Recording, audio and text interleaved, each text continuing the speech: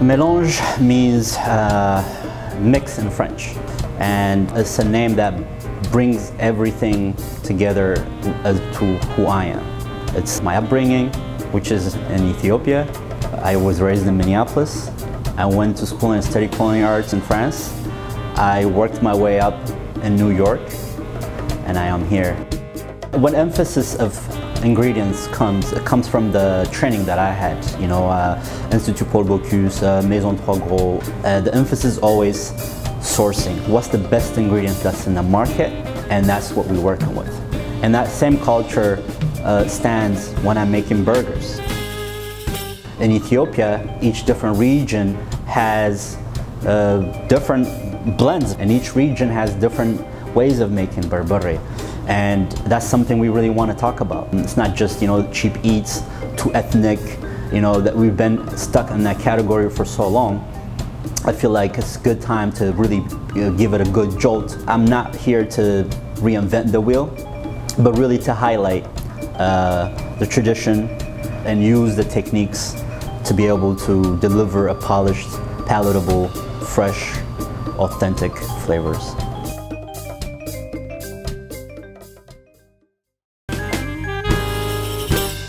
I work with the best, I feel in my opinion, farm that's local, Rosetta Farms. They raise their cattle ecologically, they don't use antibiotics, so that's also very important to me. Welcome to Rosetta Farm. Rosetta Farm is kind of the start of the Rosetta Beef program. So what we do here is concentrate on genetics. And we work with a nutritionist, so we have a balanced diet for all the cattle here on the farm. We track all the performance from birth weights through the final carcass data that then goes down to old line custom meats, where the beef is processed and aged and then distributed to various restaurants and retail outlets. It's the best stuff that I've tasted out there. Everyone always asks me what'd you do to the burger? I'm like, I put salt on Nothing. it. So then our philosophy when we first started, we did equal parts of everything. And as we were cooking them, we find that it was a lot shrinkage, right? And then the texture was looser. Right. Got rid of more of the brisket fat. Brisket fat, because that was cooking out of your burger. Exactly. Instead of staying in. Yes. And we added more of this fat, and this fat was Exactly. They always say cut it into strips because it goes through the grinder better. Yeah. For us though, we don't cut it into strips. We try to cut it into cubes. Mm-hmm. That way I can blend the short rib, the brisket, and the chuck before I grind it, so when it grinds, it's grinding together. Yes. And then we blend it again, and then when we do the final grind, it'll come out all blended together. That's going to make that burger just as juicy and tender and delicious as you can. I think to have this relationship to the people that just as we are dedicated to what we do, that are also dedicated to what they do, even though you get it through other channels. It's really important to see their dedication, their hard work, to be able to translate that into the things that we do in the restaurant.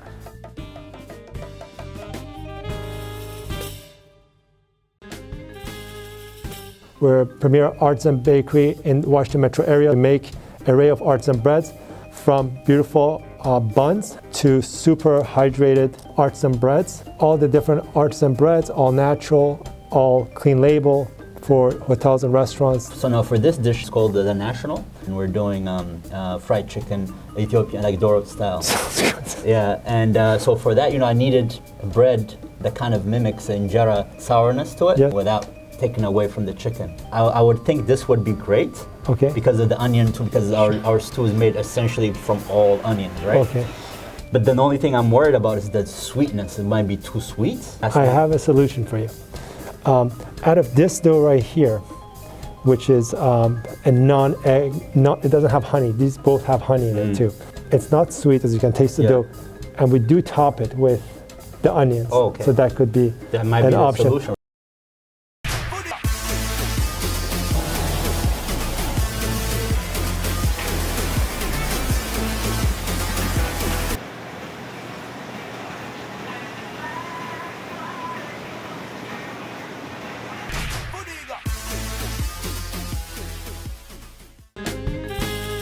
This particular sandwich is called bayanatu. Bayanatu is It's actually our variety of vegetables on an injera platter. What I'm trying to do, pretty much like I'm taking that dish, as is, you know, with all the colorful vegetables, and I'm making it into a burger, into a patty.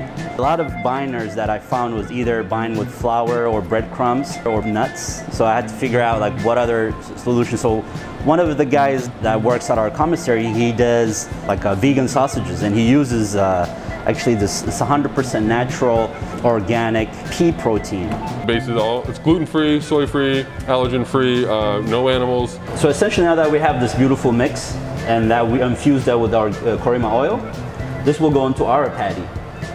Just as much thought process I've taken into making the patties, so I wanted to make sure that we do follow the same standards of making, if it's vegan. The more people who just slap stuff together, it makes it harder for the rest of us. Yeah. So like with you trying to take this and making a quality product out of it, just highlights and shows people what can be done. Of course. Like, I appreciate it. I'm really excited about, you know, implementing this, and who knows, you know, we might have this all over the shelves in the US. You know, It'd be great, yeah.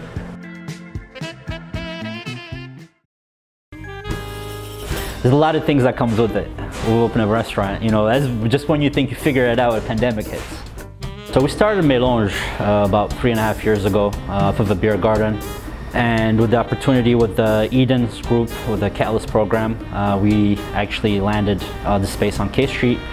And now, mind you, this has happened right as the pandemic was happening. Some of the challenges that we had during the preparation to open this place was getting equipment to be able to build a restaurant. What normally takes about 10 days really takes about a month and a half. Not only is the pandemic, we're in DC, K Street, we had to board the windows and have to stop everything we were doing and, you know, start working on implementing the restaurant. And then another shutdown happens. Good thing we had a good relationship with sourcing in terms of where we, you know, for the butchers and whatnot.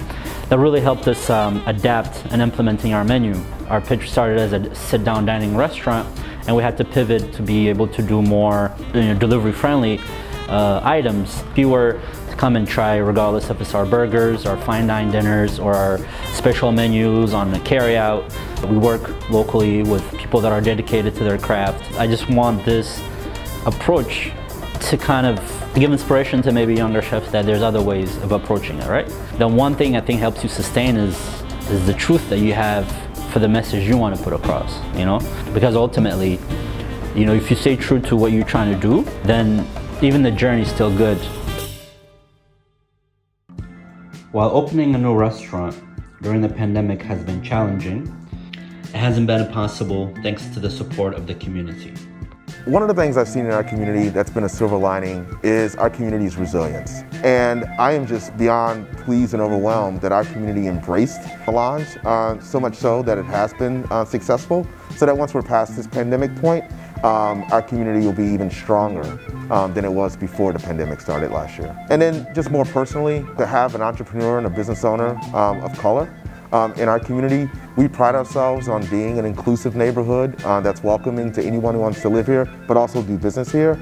And so hearing his story and you know, being able to, you know, help minority business owners thrive is also something that we're very, very proud of. Someone sent me a DM on Instagram and said, "These are the best burgers I've ever had. You have to try one." And I was like, oh, that's a bold claim. And so we came out to try, and the food was phenomenal. The flavors are amazing, right? But it's important to support a place like Mélange because it's part of what I view as, like, you know, a very exciting and also very American project happening. We have someone taking flavors from their own culture and melding them with techniques that are from another culture, and then creating something that's ultimately very American. When I think about community, I think about those roots. I think about food as being the thing that ties us all together, and also as an expression of this narrative we're always painting about who we are and who we want to be and where we're going. They say it takes a village. I'd like to thank our incredible staff, purveyors in which we source our quality ingredients, and the community who support us from the beginning. This is our village. We look forward to growing and eating with you in the year 2021. Thank you.